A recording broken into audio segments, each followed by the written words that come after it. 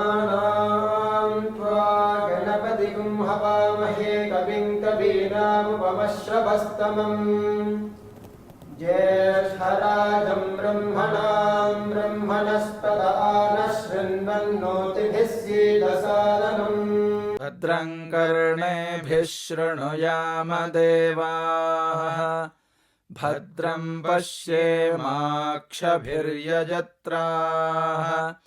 स्थिरैरङ्गैस्तुष्टुवागुंसस्तनूभिः व्यशेम देवहितं यदायुः स्वस्ति न इन्द्रो वृद्धश्रवाः स्वस्ति नः पूषा विश्ववेदाः स्वस्ति नस्तार्क्ष्यो अरिष्टनेमिः स्वस्ति नो बृहस्पतिर्दधातु